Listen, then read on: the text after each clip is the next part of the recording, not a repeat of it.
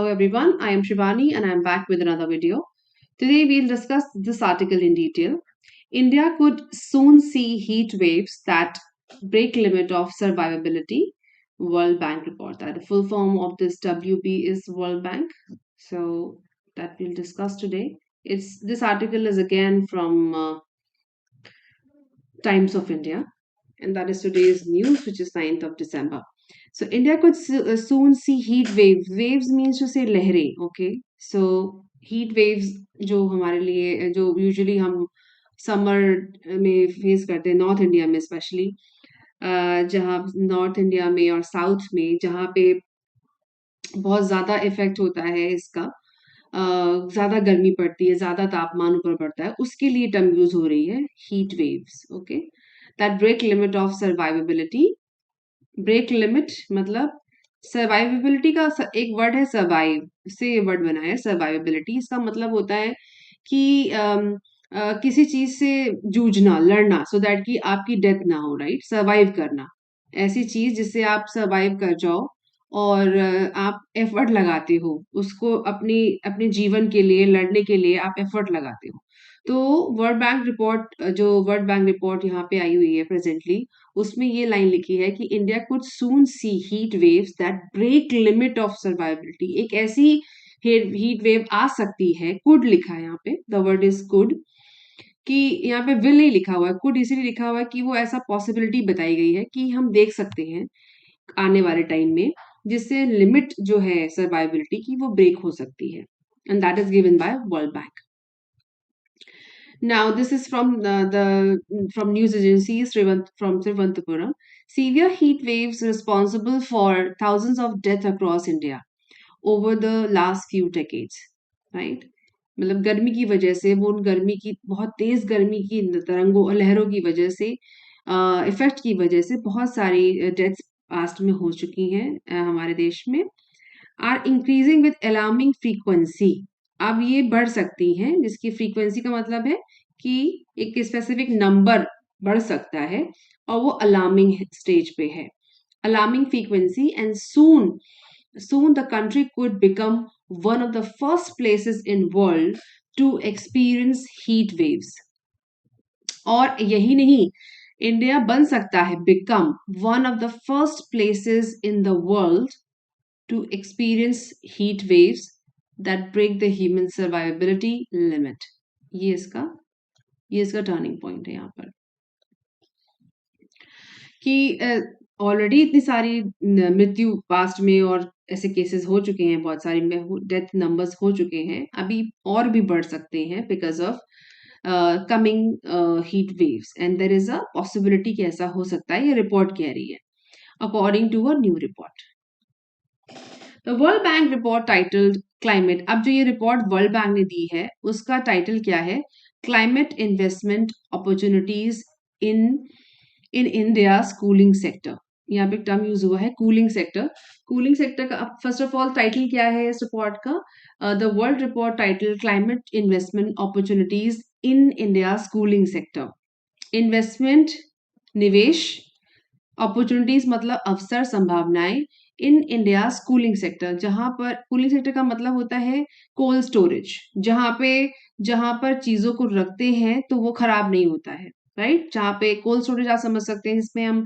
सब्जियों को स्टोर करते हैं वो खराब नहीं होती है रेफ्रिजरेटर हो गया और हमारा एयर कंडीशन हो गया वहां क्योंकि जब हीट वेव्स बढ़ जाती हैं या हमारी गर्मी बढ़ता है टेम्परेचर बढ़ता है तो उस केस में कूलिंग सेक्टर का सिग्निफिकेंस भी बढ़ जाता है लोग ज्यादा एसी की डिमांड करते हैं लोग कोल्ड स्टोरेज की डिमांड करते हैं तो ये रिपोर्ट इस सेंस में पब्लिश की गई है set the country is experiencing higher temperature that arrive earlier अभी रिसेंटली अभी इसी साल की बात हो रही है and stay far longer okay set the country so I'm repeating this line again said the country is experiencing higher temperature that arrive earlier जो आ चुका है पहले भी and stay far longer जो रहेगा far longer और भी रहेगा in April 2020 for longer sorry full stop ना apostrophe में लिखा है डबल apostrophe में इन अप्रैल 2022 इंडिया वाज प्लंज्ड का मतलब एकदम यकायक एकदम से बढ़ जाना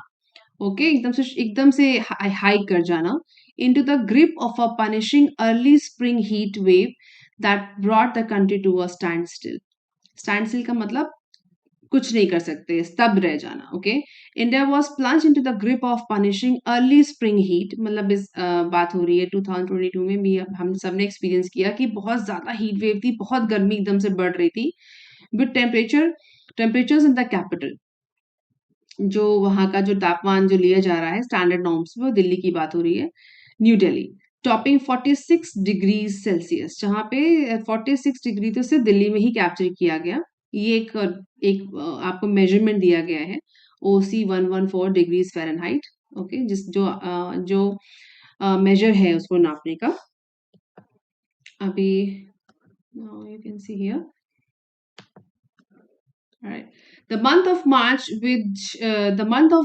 which witnessed extraordinary spikes in temperature, was uh, was the hottest ever recorded. It said. Okay. So इसमें यहाँ पे बोल रहे हैं कि जो temperature था, the month of March, which witnessed extraordinary spikes in temperature, was the hottest ever recorded. It said. उसमें बोला कि मार्च में सबसे ज्यादा टेम्परेचर, स्पाइक का मतलब बढ़ना, स्पाइक का मतलब बढ़ना, उसको रिकॉर्ड किया गया था सबसे ज्यादा. So the month of March witness साक्षी था, एक्स्ट्राऑर्डिनरी स्पाइक्स मतलब बढ़ जाना in temperatures was the hottest ever recorded. The report will be released during the 2 day. The report will be release, अभी वो रिलीज नहीं हुई है, विल बी होगी release during the 2 day India climate and development partners meet. उनका एक meet होगी partners meet में, उसमें डिटेल रिपोर्ट सबमिट होगी, और being organised by World Bank, जो वर्ल्ड बैंक ऑर्गेनाइज करेगा in partnership with the Kerala government here. क्योंकि ये रिपोर्ट तिरुवनंतपुरम से आ रही है, so इसीलिए they have this probably they have this they are going to host this meeting, and that's why this is central agency. So Kerala की बात हो रही है.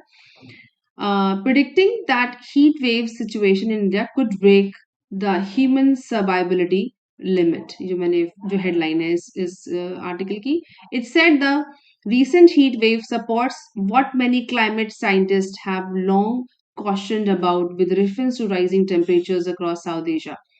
So it said, इसमें कहा गया है कि the recent heat wave support करती है that many climate scientists, बहुत सारे साइंटिस्ट, क्लाइमेट के साइंटिस्ट हैव लॉन्ग कॉशन, बहुत समय से कह रहे हैं हमको, कॉशन दे रहे हैं. हम कॉशन का मतलब होता है सतर्क होने के लिए बोल रहे हैं, about with reference to rising temperatures across South Asia. ये पूरे साउथ एशिया के लिए बहुत समय से साइंटिस्ट बोल रहे हैं, ये बात कही गई है.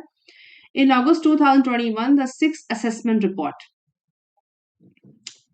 ऑफ द IPCC, अभी एक नई दूसरी संस्था का नाम यहाँ पे आ रहा है. Let me change the colour to make it more prominent. Okay, so first हमने पढ़ा वर्ल्ड बैंक की रिपोर्ट हम पढ़ रहे थे.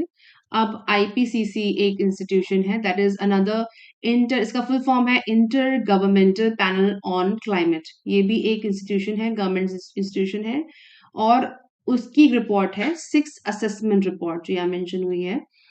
बॉन्ड, उन्होंने भी हम लोग को उन्होंने भी बॉन्ड रहने के लिए बोला, उन्होंने आप बॉन्ड किया या उन्होंने सतर्क रहने के लिए बोला that the Indian subcontinent, Indian subcontinent is not a continent, it's a subcontinent. अगर आप मैप में देखें तो इंडिया एक कॉन्टिनेंट नहीं है, it's a part of big continent, that's why they use subcontinent, would suffer more frequent and intense heat waves over the coming decade. India के लिए स्पेशली बोला गया है.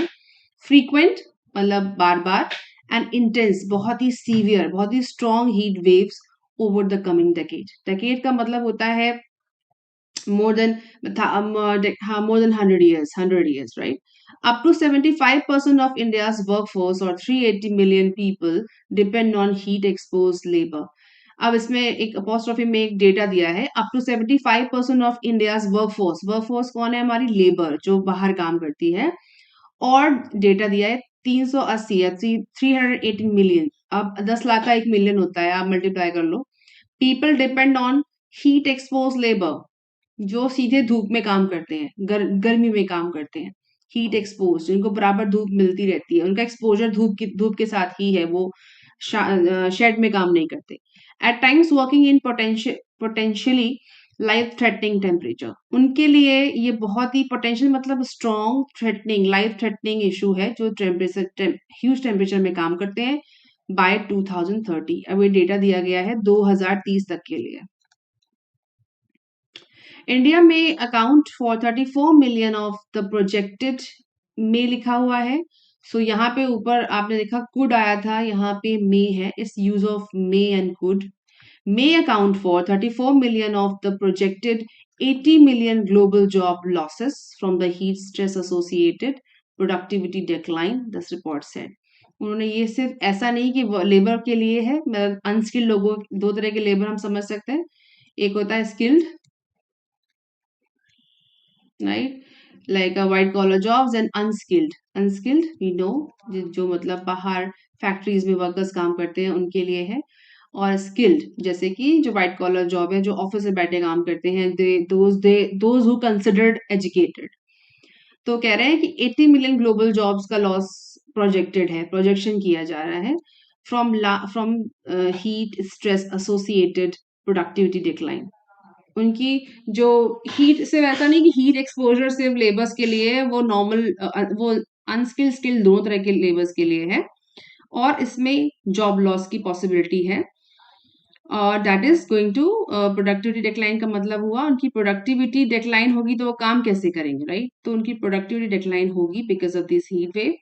It said India's long term food security, ऐसा it said कहा गया, India's long term मतलब लंबे समय के लिए food security and public health security will depend on a reliable cold chain network. अब ये आया पॉइंट जिसके लिए रिपोर्ट पब्लिश हुई है कि कोल्ड, इसमें यहाँ लिखा था ना कूलिंग सेक्टर, कूलिंग सेक्टर की बात हो रही, तो वो बोला है कि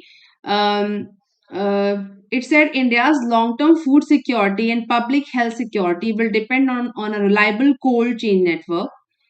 Transporting food and pharmaceutical goods across India requires a system of cold chain। मतलब आपको कोल्ड स्टोरेज की जरूरत है, आपको लोगों को सही तापमान देने की जरूरत है, whether you are going with AC, whether you are going for fridge, whether you are going for cold storage, okay?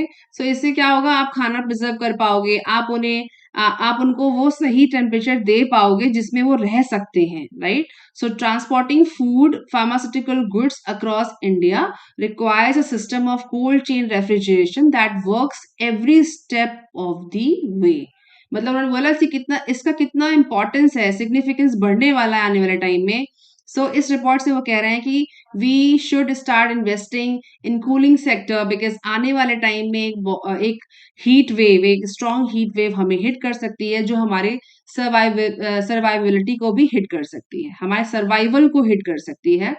So that's why investing in cooling sector is important। I hope this this video is helpful, and if you like it, please subscribe and share and keep supporting। Thank you for watching।